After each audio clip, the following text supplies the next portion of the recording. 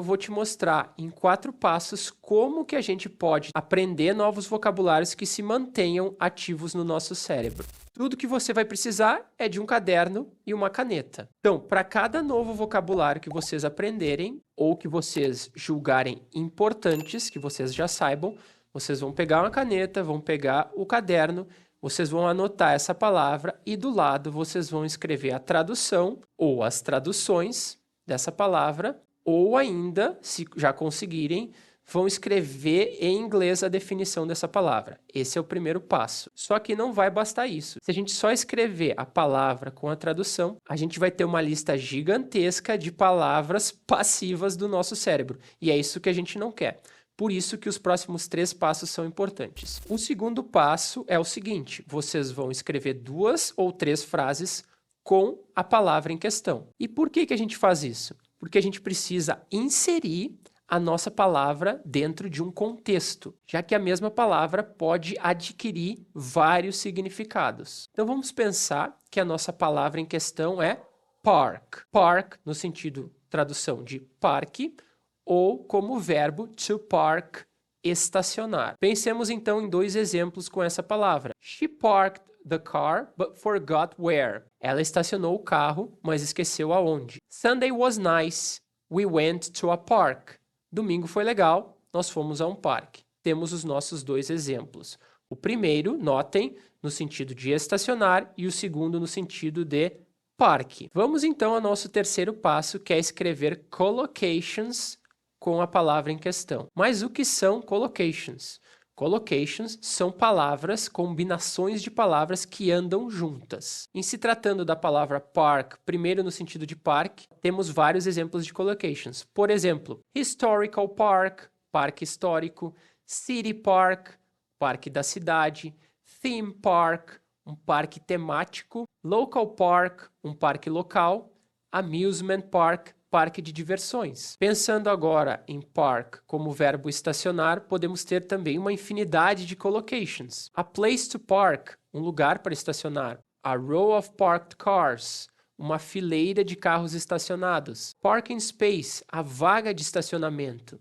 Parking lot, estacionamento. Parking ticket, uma multa. Illegally park, estacionar de forma proibida, estacionar de forma ilegal. Além disso tudo, eu posso pegar 2 collocations, 2 ou 3, e formar uma frase com elas. Então eu posso ter I went to an amusement park, but there was no parking space to park my car. Eu fui a um parque de diversões, temos a primeira collocation, amusement park, but there was no parking space.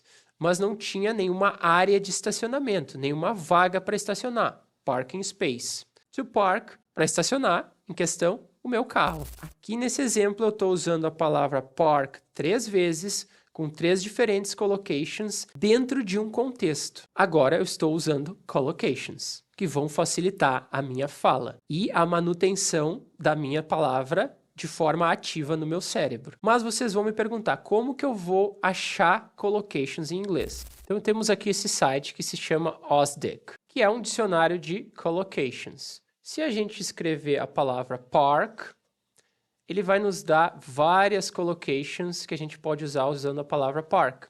Então, por exemplo, podemos usar park como um substantivo seguido de adjetivos. Esses são os exemplos que a gente tem aqui, ó. Local park, então parque local, city park, public park, country park, national park. E um exemplo dentro de uma frase.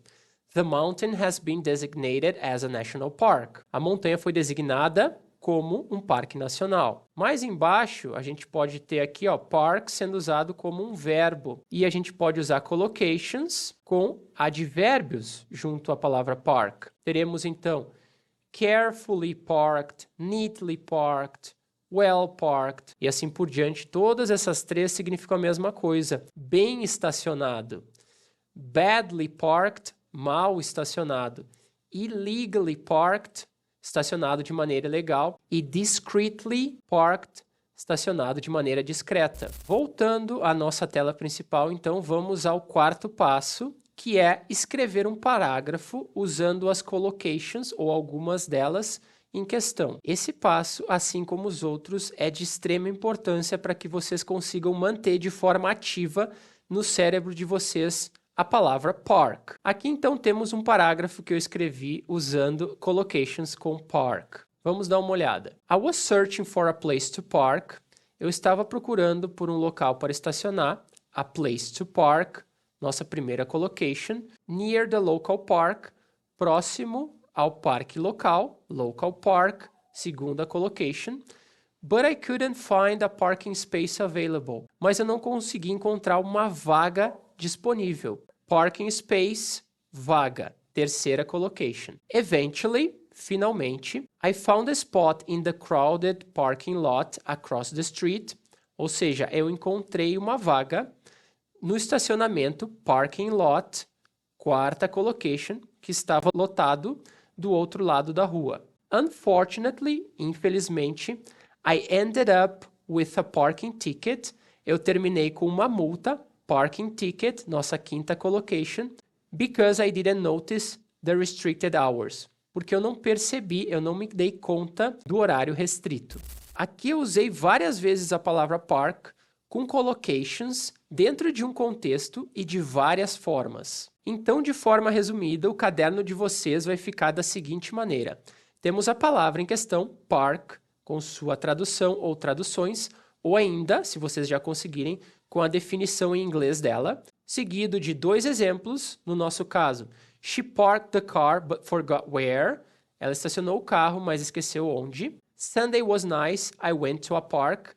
Sunday foi legal, eu fui a um parque. Seguindo, então, vocês vão ter a lista de collocations, city park, local park, amusement parking, parking lot, parking ticket, illegally parked, e assim por diante. E, finalmente, o parágrafo em questão, usando várias collocations com a palavra park. E não termina por aqui. De vez em quando, então, vocês vão pegar, abrir o caderno de vocês, procurar na palavra park em questão e ler toda a definição, os exemplos, a lista de collocations e o parágrafo que vocês escreveram, para que, dessa maneira, vocês consigam manter de forma ativa a palavra park na cabeça de vocês, no cérebro de vocês. E quando vocês forem falar ou escrever, ela venha de forma natural. Parece bastante e realmente é bastante. Só que a gente tem que lembrar que para internalizar, para aprender uma segunda língua, a gente precisa sim de esforço e atenção, que é um dos 3 ingredientes que eu falo nesse vídeo aqui e vou deixar com vocês agora sobre como a gente aprende um segundo idioma. Espero que esse vídeo tenha ajudado vocês and I'll see you around. Take care.